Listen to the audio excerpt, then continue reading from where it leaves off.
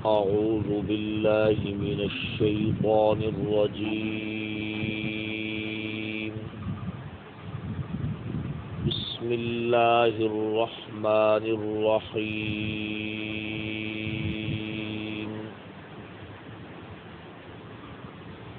يا أيها الذين آمنوا اصبروا وصابروا ورابطوا واتقوا الله لعلكم تفلحون.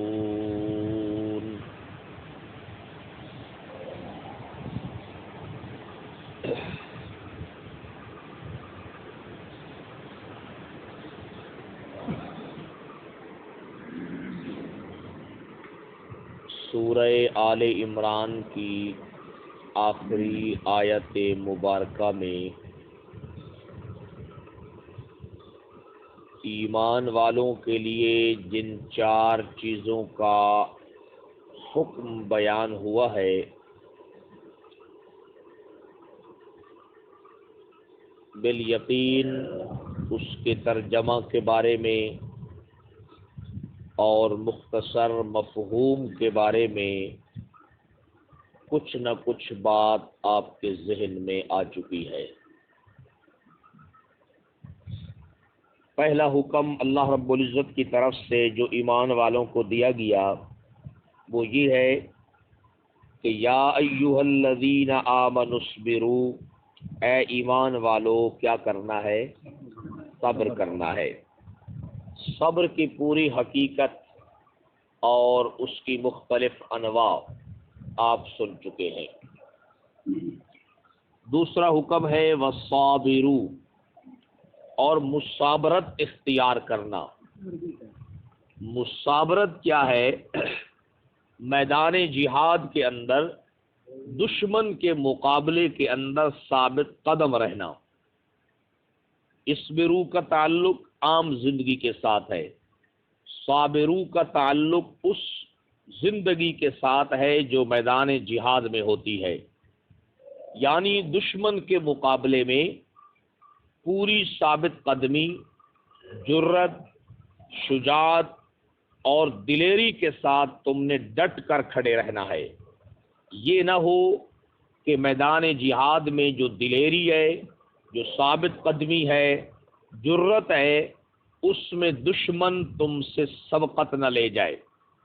اگر میدان جہاد میں تم نہ ٹھہر سکے اور دشمن ٹھہر گیا تو پھر وہی کچھ ہوگا جو کس غزوے میں ہوا ہے؟ غزوہ احد کے اندر ہوا ہے۔ یہ اللہ رب العزت نے ایمان والوں کو کامیابی کے کچھ اصول بتائے ہیں کہ کامیاب تو میں کروں گا، لیکن دنیاوی زندگی کے اندر چونکہ دنیا کا تعلق اسباب کے ساتھ ہے، فرمایا اس کے لیے ضروری ہے کہ صابرو، صرف صبر نہیں کرنا بلکہ اس سے اوپر مصابرت بھی اختیار کرنی ہے۔ اور وہ مصابرت کیا ہے؟ میدان جہاد میں دشمن کے مقابلے میں ڈٹ کر کیا ہے؟ کھڑا رہنا ہے۔ میدان جہاد کو کسی صورت میں چھوڑنا نہیں ہے۔ اس کے لیے قرآن مجید میں چونکہ بہت سارے مقام پر جہاد کا تذکرہ ہے، قتال فی سبیل اللہ کا، اور یہ ہدایت بیان کی گئی ہے، مگر ان سب میں جامع اور مانع یہ 10ویں پارے میں اللہ رب العزت نے خاص ایمان والوں کو اس سلسلے میں بیان فرمایا ہے۔ اللہ فرماتے ہیں یا ایھا الذین آمنو، اے ایمان والو، اذا لقیتم فئۃ، جب تمہاری ملاقات کسی دشمن جماعت سے ہو جائے، فاثبتوا، تو پھر کیا رہنا ہے؟ ثابت قدم رہنا ہے۔ واذکروا، اب اگلی آیت کے اندر پورا غزوہ احد کا نقشہ بیان ہوگا۔ واذکروا اللہ، اور یاد کرنا ہے اللہ کو، کثیراً، کثرت کے ساتھ، لعلکم تفلحون، پکی بات ہے کہ تم پھر میدان جہاد میں کیا ہو جاؤ گے؟ کامیاب ہو جاؤ گے۔ اب اگلے الفاظ ذرا دیکھنا اور غزوہ احد کا منظر ذہن میں لانا۔ اللہ فرماتے ہیں کہ وَأَطِيعُوا اللَّهَ وَرَسُولَهُ، اللہ اور اس کے رسول کی اطاعت کرنا۔ میدان جہاد میں اللہ اور اس کے رسول کی کیا کرنا؟ اطاعت کرنا۔ لا تنازعوا، آپس میں کسی بات پر جھگڑا نہیں کرنا. فتفشلوا، اگر تم جھگڑا کرو گے تو تمہاری ہمت کمزور ہو جائے گی. تمہاری ہمت کیا ہو جائے گی؟ وتذهب ريحكم، اور تمہاری ہوا اکھڑ جائے گی. تمہاری ہوا کیا ہے؟ اکھڑ جائے گی. وَاصْبِرُوا، پھر اللہ فرما رہے ہیں صبر کے ساتھ کیا ہے؟ رہنا ہے. ان اللہ مع الصابرین، بے شک اللہ کی مدد کن لوگوں کے ساتھ ہے؟ صبر کرنے والوں کے ساتھ ہے. اب ذرا دیکھیے، اب غزوہ احد میں واپس آ جائیے. دو باتیں اللہ رب العزت نے یہاں پر فرمائی کہ اللہ اور اس کے رسول کی کیا کرنی ہے؟ اطاعت. آپس میں جھگڑنا نہیں. اگر جھگڑو گے تو تمہاری ہمت کیا ہے؟ کمزور پڑ جائے گی. منافقین کی طرف سے جب صحابہ کرام کو طعنہ دیا گیا کہ دیکھو تم کہتے تھے اللہ ہمارے ساتھ ہے، اللہ کی مدد اور نصرت ہمارے ساتھ ہے، کہاں گئی وہ اللہ کی مدد اور نصرت اور تمہارے ساتھ جو کچھ ہوا ہے؟ اللہ نے جو اس موقع پر جواب دیا، ذرا اب اس کو سنیے اور پھر اس ہدایت کو سنیے. اللہ فرماتے ہیں وَلَقَدْ صَدَقَكُمُ اللَّهُ وَعْدَهُ، اللہ نے تو اپنے وعدے کو سچ کر دکھایا تھا. اللہ نے تو اپنے وعدے کو کیا ہے؟ سچ کر دکھایا. کب؟ اذ تحسونہم باذنہ، جب تم اس کی توفیق کے ساتھ اپنے دشمن کو کاٹ رہے تھے. لیکن آگے اللہ فرماتے حتی اذا فشلتم وتنازعتم فی الامر، فرمایا کہ پھر بات پھری کہاں سے، تبدیل کہاں سے ہوئی؟ اس وقت ہو گئی جب تم اپنی ہمت میں کمزور ہو گئے. وتنازعتم فی الامر، اور امر رسول میں تم نے کیا کر لیا؟ جھگڑا کر لیا. کہ اللہ کے نبی صلی اللہ علیہ وسلم نے تم کو حکم دیا تھا کہ کچھ بھی ہو جائے تم نے پہاڑی درے کو چھوڑنا نہیں ہے. یہی بات اللہ سورہ انفال میں ارشاد فرما رہے ہیں کہ ایمان والو، میدان جہاد میں اللہ اور اس کے رسول کی کیا کرنی ہے؟ اطاعت کرنی ہے. نمبر 2، آپس میں جھگڑا کرنا نہیں. اگر آپس میں جھگڑا ہوگا تو فرمایا کہ فتفشلوا، پھر تمہاری ہمت کیا ہے؟ ختم ہو جائے گی. سمجھا کہ جناب والا تمہارا لیے ہدایت ہے جی اللہ رب العزت کی طرف سے ایمان والوں کو، جس میں یہ بات سمجھائی جا رہی ہے. فرمایا کہ وَصَابِرُوا، اور کیا ہے؟ جم کر رہنا ہے. دشمن کے مقابلے میں بزدلی وغیرہ دکھانی نہیں ہے. سمجھے گی؟ اب غزوہ احد کا پورا منظر قرآن مجید کے حوالے سے جن دوستوں کی آنکھوں کے سامنے چل رہا ہے ان کو اس میں یہ بات بڑی خوبصورت طریقے سے سمجھ آ رہی ہوگی کہ اللہ رب العزت صحابہ کرام کو کیا سمجھا رہے ہیں. سمجھے؟ کیونکہ قتال فی سبیل اللہ کا حکم تو صحابہ کرام کے لیے تھا نا، ہم تو اس حکم سے مستثنا ہیں. تو اللہ رب العزت کی طرف سے چونکہ حکم سب سے پہلے انہی کو تھا اور غزوہ احد میں انہی سے مسئلہ ہو گیا، اس لیے اللہ رب العزت ان کو فرما رہے ہیں کہ اگر تم کامیابی چاہتے ہو نا تو پھر جس طرح میں نے آپ کو پہلے ایک دن سنایا تھا کہ صرف یہ نہیں ہے کہ تم ایمان میں مخلص بن جاؤ، تم دعائیں بڑی مخلصانہ طریقے سے مانگو، تمہاری آرزویں بڑی مخلصانہ ہو، نہیں، کچھ کر کے دکھانا بھی پڑے گا. سمجھ آئے گا؟ صرف دعاؤں سے کام نہیں چلے گا جناب والا. اور اسی طرح جناب والا صرف تمہاری اچھی آرزوؤں سے بات نہیں بنے گی، بلکہ اچھی آرزوؤں اور اچھی اخلاص اور اچھی دعاؤں کے ساتھ عملی زندگی میں بھی کچھ کر کے کیا ہے؟ دکھانا پڑے گا. سمجھ آئے گی جناب والا؟ اور اگر عملی زندگی کے اندر کچھ تمہارے لیے فرائض ہیں، کچھ تمہارے لیے احکامات ہیں، اگر ان کو سامنے رکھ کر کام کرو گے تو پھر میدان جہاد میں لعلکم تفلحون کامیابی ملے گی. اور اگر ان ہدایات کو تم نے پس پشت ڈال دیا، نظر انداز کر دیا، تو یاد رکھنا پھر کامیابی نہیں مل سکتی. سمجھ آئے گی جناب؟ اب آپ دیکھ لیں کہ میدان جہاد کے اندر اب نبی پاک صلی اللہ علیہ وسلم بھی موجود اور بھی حضرات صحابہ کرام بھی موجود، مگر اللہ رب العزت نے دن کو کیا کر دیا تھا؟ تبدیل کر دیا تھا. تو جو لوگ سارے کاموں کو کہتے ہیں کہ بس معجزات سے ان کا حل چاہیے، بس معجزات ہونے چاہیے، معجزات ہونے چاہیے، یہ معجزہ یہ معجزہ، تو یہاں پر دیکھ لیجئے کہ وہ ساری چیزیں معجزات ہوں یا کرامات ہوں، وہ صرف اور صرف کس کے اختیارات میں ہیں؟ اللہ کے اختیارات میں ہیں. اگر وہ انبیاء کے اختیارات میں ہوتے، اولیاء صحابہ کرام کے اختیارات کے اندر ہوتے، تو پھر جنگ کا منظر کبھی بھی تبدیل نہ ہوتا. سمجھے گی؟ آپ حیران ہوں گے، میں آپ کو ایک بات سنانا چاہتا ہوں. پرسوں ایک شیعہ عالم کی مجلس ہوئی ہے، اس میں ایک نوجوان نے کھڑے ہو کر، پڑھا لکھا نوجوان ہوگا، اس نے کھڑے ہو کر سوال کیا ہے. اس نے کہا ہے کہ حضرت آپ یہ بتائیں کہ آپ لوگ تو کہتے ہیں کہ حضرت علی المرتضیٰ کے پاس اتنے اختیارات، لامحدود طاقتیں، اللہ والے جناب والا سارے کام ہیں جناب والا، اور پھر ظاہر بات ہے کہ ہمارے ائمہ کے پاس اختیارات ہیں، تو پھر کربلا میں جو کچھ ہوا ہے یہ تو سب اس کی نفی کر رہا ہے. بڑا میں حیران ہو گیا اس کے سوال کو، اور اس نے جو جواب دیا ہے وہ بھی آپ کے لیے بڑا حیران کن ہے. سمجھ آئے کہ جناب والا اس نے کہا کہ اصل بات یہ ہے کہ تم نے جاہل لوگوں سے جو ان کے اختیارات کے بارے میں تذکرے سنے ہیں یا ان کے معجزات کے بارے میں جو باتیں سنی ہیں وہ سارے افسانے ہیں، ان کی کوئی حقیقت نہیں ہے. میدان جہاد کے اندر اس نے اپنی ترتیب سے سمجھایا کہ اگر امام حسین کی جگہ پر خود امیر المومنین بھی موجود ہوتے اور اتنی تعداد میں جو ان کے مقابلے میں لشکر تھا کہ چاروں طرف سے تیر بھی چلائے جا رہے ہیں، نیزے بھی مارے جا رہے ہیں، مختلف قسم سے بھی ہو رہے ہیں، تو امیر المومنین نے بھی شہید ہو جانا تھا.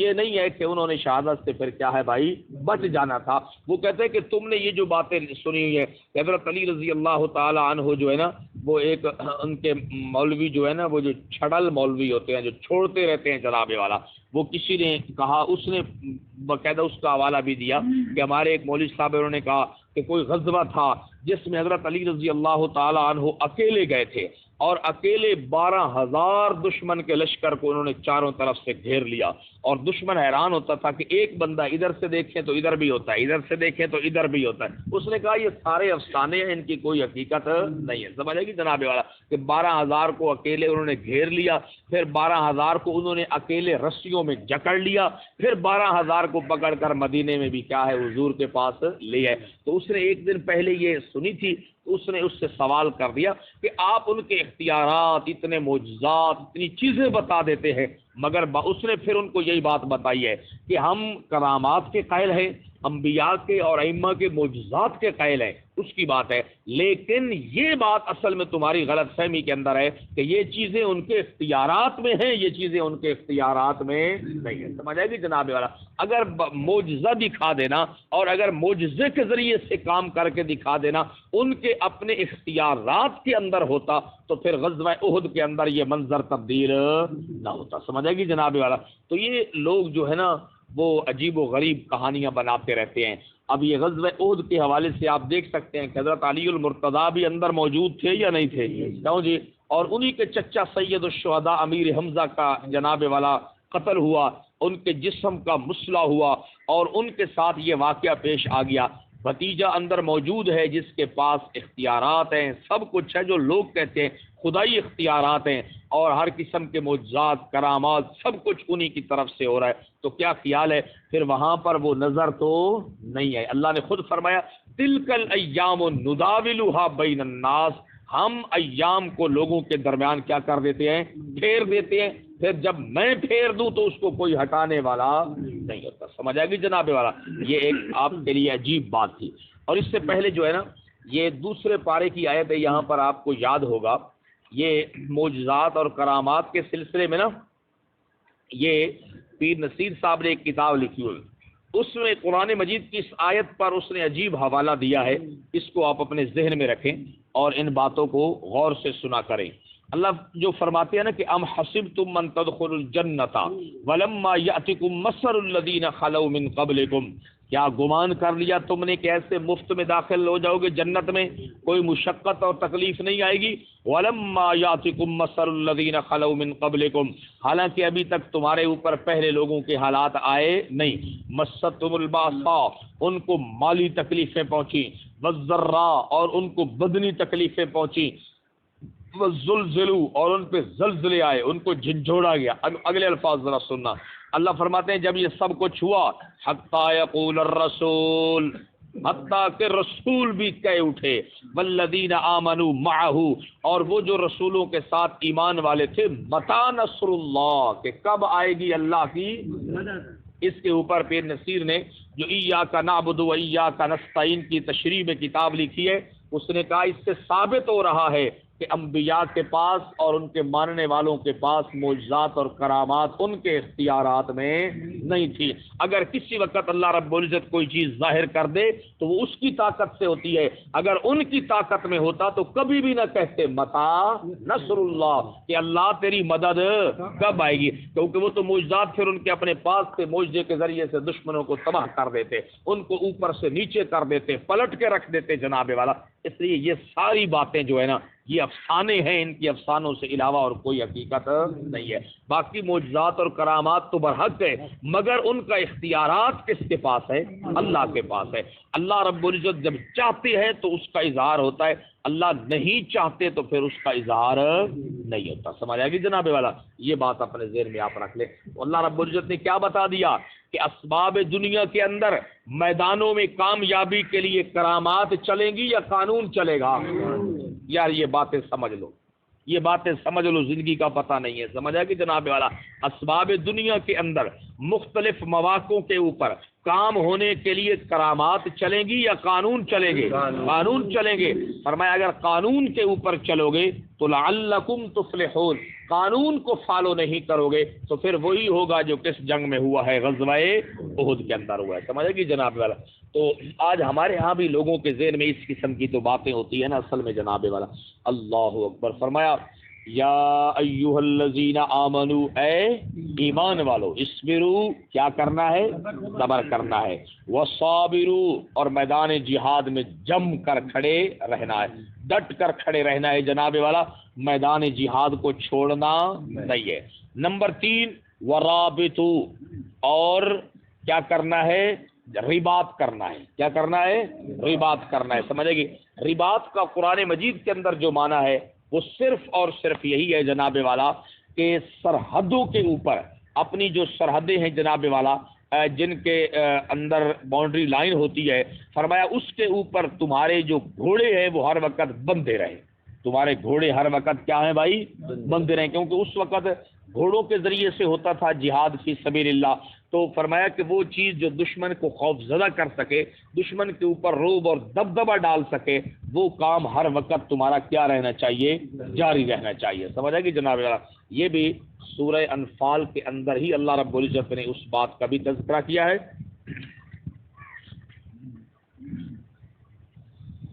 اللہ اکبر۔ اللہ فرماتے ہیں وَأَعِدُّوا لَهُم مَّا اسْتَطَعْتُم مِّن قُوَّةٍ، فرمایا کہ جتنی قوت اور طاقت اور زور تم سے تیار ہو سکتا ہے اس کو تیار کرو، اس کو کیا کرو؟ یہ پھر وہی بات آ رہی ہے جناب کہ جتنا تم سے ہو سکتا ہے وہ تم نے کرنا ہے جناب والا، یہ قانون ہے دنیا کا۔ سمجھ آئے گی؟ وَأَعِدُّوا لَهُم مَّا اسْتَطَعْتُم مِّن قُوَّةٍ، فرمایا تیار رکھو، تم تیاری کرو تم ان کے لیے، یعنی اپنے دشمنوں کے لیے، مستطعتم من قوت، اس قوت اور طاقت کی جتنی تمہارے اندر کیا ہے؟ استطاعت ہے۔ یہ نہیں ہے کہ جتنا اسلحہ ان کے پاس ہے تم نے اتنا ہی بنانا ہے، نہیں، جتنی استطاعت تمہارے اندر ہے اتنی تیاری تم نے کیا ہے؟ ضرور کرنی ہے۔ یہ نہیں، اب دیکھیں اللہ رب العزت جو ہے نا، جس طرح جاہل لوگ جو ہے نا وہ مذاق اڑاتے ہیں بیٹھ کر توحید کا اور توحید والوں کا، یہ جو کہتے ہیں کہ بس اللہ ہی سب کچھ کرتا ہے، اللہ ہی سب کچھ دیتا ہے، پھر یہ کاروبار کیوں کرتے ہیں؟ یہ پھر گھروں میں بیٹھے رہیں، پھر ہم دیکھیں کس طرح ان کے اوپر کھانے اترتے ہیں۔ تو یہ جہالت ہے یا علم کی بات وہ کرتے ہیں؟ اللہ صحابہ کرام کو کہہ رہے ہیں کہ مددگار تو میں تمہارا ہوں، مگر اسباب کی دنیا میں جو اسلحہ جتنا تم سے ہو سکتا ہے وہ تم نے تیار، سمجھے گی جناب والا؟ آگے کیا فرمایا؟ وَمِن رِّبَاطِ الْخَيْلِ، اور پلے ہوئے گھوڑے، پلے ہوئے گھوڑے جناب والا وہ بھی سرحدوں کے اوپر تم نے باندھ کر رکھنے ہیں۔ سمجھ آ گئی؟ اور اس کا مقصد کیا ہونا چاہیے؟ اب یہاں پر پھر عجیب بات آ رہی ہے صحابہ کرام کے حوالے سے، فرمایا ترہبون بہ عدو اللہ، اس کے ذریعے سے تم نے اللہ کے دشمنوں کو ڈرانا ہے، وعدوکم، اور اپنے دشمنوں کو بھی کیا کرنا ہے؟ ڈرانا ہے۔ اب اللہ فرماتے ہیں دشمن تمہارے دو قسم کے ہیں، ایک دشمن تو وہ ہیں جو علل اعلانیہ تمہارے دشمن ہیں، آگے فرمایا وآخرین من دونہم، اور کچھ دشمن ظاہری دشمنوں کے علاوہ بھی ہیں، لا تعلمونہم، تم ان کو جانتے نہیں ہو، اللہ یعلمہم، اللہ ان کو کیا ہے؟ جانتا ہے۔ سمجھ آئے گی نا جناب والا؟ تو فرمایا کہ جن دشمنوں کو تم جانتے ہو یا نہیں جانتے، یہ جو سرحدوں کے اوپر تمہارے گھوڑے پلے ہوئے بندھے رہیں گے، دوڑتے رہیں گے، تیار رہیں گے، اور تم اسلحہ جتنا تمہاری طاقت میں ہے اس کو تم تیار کرتے رہو گے تو تمہارے دشمن کے اوپر تمہارا روب کیا ہے، بڑھتا رہے گا. سمجھے گی جناب والا؟ تو یہ بات اپنے ذہن کے اندر آپ لوگ بٹھا لیں کہ دنیا کا نظام اللہ رب العزت نے اسباب دنیا کے ساتھ جوڑ دیا ہے، اور دنیاوی کامیابی کے لیے معجزات نہیں چلتے بلکہ کیا چلتے ہیں، قانون اور ضوابط چلتے ہیں. اگر قانون اور ضوابط کو حضرات صحابہ کرام چھوڑ دیں تو امام الانبیاء بھی اس میدان میں موجود ہوں تو اللہ اس کا منظر بھی کیا کر دیتے ہیں، تبدیل کر دیتے ہیں. سمجھ آئے گی نا؟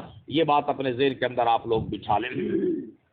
یہ جو رباط ہے نا، رباط، اس کی فضیلت میں ایک حدیث پاک سن لیں. یہ جو سرحدوں کے اوپر کیا باندھنے ہیں، گھوڑے باندھنے ہیں نا جناب والا، رباط فی سبیل اللہ، یہ ہے رباط. یہ بالکل صحیح بخاری کے اندر نا، امام بخاری رحمہ اللہ نے یہی آیت اوپر لکھی ہے، نیچے حدیث لکھی ہے. اوپر عنوان باب فضل رباط یوم فی سبیل اللہ، ایک دن کے رباط کی فضیلت. صرف ایک دن کے رباط کی فضیلت کیا ہے اللہ کے راستے میں؟ یہی آیت آمنوا اصبروا وصابروا ورابطوا واتقوا اللہ لعلکم تفلحون.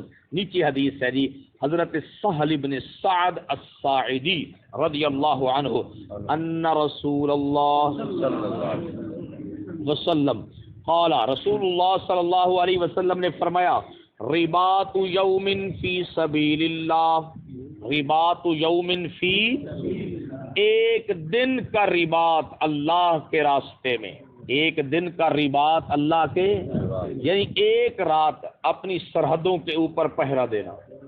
اپنی سرحد کے اوپر کیا دینا؟ صرف ایک رات کا پہرا دینا. خیر من الدنیا وما علیہا، جو کچھ دنیا کے اندر ہے اور جو کچھ اس کے اوپر ہے، ہر چیز سے یہ ایک دن کا رباط افضل ہے. کتنی بڑی فضیلت ہے قتال فی سبیل اللہ والے عمل کی. احتمال مقاتلہ کے وقت جو پہرے دیے جاتے ہیں سرحد کے اوپر گھوڑوں کے ساتھ، اب کوئی آدمی گھوڑے کو ساتھ لے کے پہرا دے رہا ہے، کوئی گاڑی پر پہرا دے رہا ہے، کوئی بیچارہ پیدل چل کے پہرا دے رہا ہے. جس طریقے سے بھی جو بندہ اسلام کی کسی بھی سرحد کے اوپر پہرا دے رہا ہے جناب والا، اور وہ جناب والا جاگ رہا ہے، ایک دن اس نے پہرا دیا ہے، وہ ایک دن کا پہرا دینا دنیا اور جو کچھ دنیا کے اوپر ہے اس سے کیا ہے، زیادہ بہتر ہے. سمجھ آئے گی؟ کیوں؟ اس لیے کہ آپ یہ دیکھیں کہ اگر یہ ایک آدمی اپنے ماحول کے اندر رہتے ہوئے، اب دیکھو علماء جو ہیں وہ دین کی سرحدوں پہ پہرا دیتے ہیں یا نہیں دیتے، مگر ان کی یہ فضیلت نہیں ہے دوستو. یہ فضیلت ان کے لیے نہیں ہے کہ کوئی آدمی یہ کہے کہ پہرا دیا جاتا ہے. پہرا تو عام ہے، خواہ وہ دینی سرحدوں پر ہو یا دشمن کے لیے سرحدوں پر. نہیں، یہ فضیلت صرف کن کے لیے ہے؟ قتال فی سبیل اللہ کے لیے، پہرا دینے والوں کے لیے. کیوں؟ اس لیے کہ اگر وہ آدمی پہرا نہ دے تو اندر ملک کے اندر علماء دین کی سرحدوں پہ پہرا دے سکتے ہیں. اندر ہم اطمینان سے نمازیں پڑھ سکتے ہیں، اندر ہم اطمینان سے کاروبار زندگی کر سکتے ہیں. باہر پہرا دیا جاتا ہے، دشمن کو روکا جاتا ہے، تبھی باقی سارے کام کیا ہے، اندر ہوتے ہیں. ہر نمازی کی نماز میں رباط والے کا حصہ ہوتا ہے. سمجھ آئے گی جناب؟ نہیں سمجھ آ رہی؟ سمجھ آئے گی؟ دوبارہ سمجھے نا، کہیں ایسا نہ ہو کہ آپ جو ہے نا اس کو اور طرف پھر لے کے چلے جائیں. رباط جو پہرا دے رہا ہوتا ہے، کیا خیال ہے جتنے نمازی ہیں ان کی نماز جو اطمینان سے پڑھی جا رہی ہے بغیر کسی ٹینشن کے، وہ کس کی وجہ سے ہے؟ اسی پہرا دینے والے کے پہرے کی وجہ سے ہے. حج کرنے والوں کا حج رباط والوں کی وجہ سے ہے. اور اسی طرح صدقات، خیرات، دین کا کام کرنے والے جو جتنے اندر لوگ کام کر رہے ہوتے ہیں وہ سب کام کر رہے ہوتے ہیں، ان سب کے کاموں میں حصہ ہوتا ہے کس کا؟ پہرا دینے والے کا. اس لیے اللہ کے نبی نے فرمایا کہ ایک دن کا رباط یہ دنیا و ما فیہا سے کیا ہے؟ بہتر ہے. سمجھ آئے گی؟ آگے ذرا سنیے.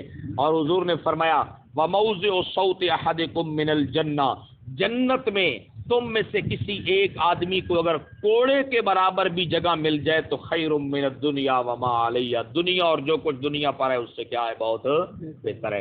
آگے وہ مشہور حدیث ہے، ایک صبح اور ایک شام جس نے اللہ کے راستے میں لگایا یہ بھی دنیا و ما فیہا سے کیا ہے؟ بہتر ہے. یہ حدیث پاک جو ہے نا آپ چیک کر کے دیکھ لیں، اس حدیث پاک کو محدثین نے صرف اور صرف ذکر کیا ہے کس میں؟ قتال فی سبیل اللہ کے باب کے اندر، سمجھ آئے گی جناب والا؟ اس کا تعلق بھی کس عنوان کے ساتھ ہے؟ حالانکہ آپ یہ دیکھیں کہ علماء جو ہیں یا دین کے جو طلباء ہیں، دین سیکھنے کے لیے کتنی صبح اور کتنی راتیں اللہ کے راستے میں رہتے ہیں، نہیں، مگر ان کی یہ فضیلت نہیں ہے، سمجھ آئے گی؟ یہ فضیلت ان لوگوں کی ہے جن کی وجہ سے وہ تعلیم حاصل کرتے ہیں، سمجھ آئے گی جناب والا؟ کہ اگر وہ سرحدوں پہ پہرا دینا چھوڑ دیں تو پھر یہ سارے کام کیا ہو جائیں گے بھائی؟ بد امنی کا کیا ہو جائیں گے؟ شکار ہو جائیں گے۔ فرمایا والروحۃ یروحها العبد فی سبیل اللہ او الغدوۃ خیر من الدنیا وما علیہ، سمجھ آئے گی جناب والا؟ تو یہ تین چیزیں جو ہیں، جنت میں ایک کوڑے کے برابر جگہ کا مل جانا، ایک دن کا رباط اللہ کے راستے میں، ایک صبح یا ایک شام اللہ کے راستے میں چلنا، یہ دنیا اور جو کچھ دنیا کے اوپر ہے اس سے کیا ہے بھائی؟ بہتر ہے۔ ان چیزوں کا تعلق کس میدان کے ساتھ ہے؟ قتال فی سبیل اللہ کے ساتھ ہے جناب والا۔ اس لیے یہ چیزیں، جو چیز جس چیز کے ساتھ خاص ہے اللہ اور اس کے رسول کی طرف سے، وہ فضیلت اسی کے ساتھ ہی رہنی چاہیے، سمجھ آئے گی جناب والا؟ تو یہ بات آپ کی خدمت میں عرض کر دی ہے۔ یہ ہے جی رباط فی سبیل اللہ، یہ اس رباط کی فضیلت ہے۔ آپ دیکھ سکتے ہیں کہ ایک جناب والا دن کا رباط دنیا و ما فیہا میں جو کچھ ہے اس سب سے کیا ہے بھائی؟ بہتر ہے، سمجھ گئے؟ رباط کے بارے میں ایک دو حدیثیں اور بھی بڑی اہمیت والی ہیں، اور رباط کی ایک دوسری قسم بھی ہے جس کو حدیث پاک کے اندر بیان کیا گیا ہے، وہ انشاءاللہ کل کے درس میں آپ کی خدمت میں عرض کریں گے۔ یا ایھا الذین آمنوا، اے ایمان والو، اسبروا، کیا کرو؟ صبر کرو، وصابروا، اور کیا کرو؟ دشمن کے مقابلے میں جم کر رہو، ڈٹ کر رہو۔ اچھا، ورابطوا، اور سرحدوں کے اوپر کیا ہے؟ گھوڑے باندھے رکھو، سمجھ آئے گی نا؟ واتقوا اللہ، اور اللہ سے کیا ہے؟ ڈرتے رہو، لعلکم تفلحون، تاکہ تم کیا ہو جاؤ؟ کامیاب ہو جاؤ۔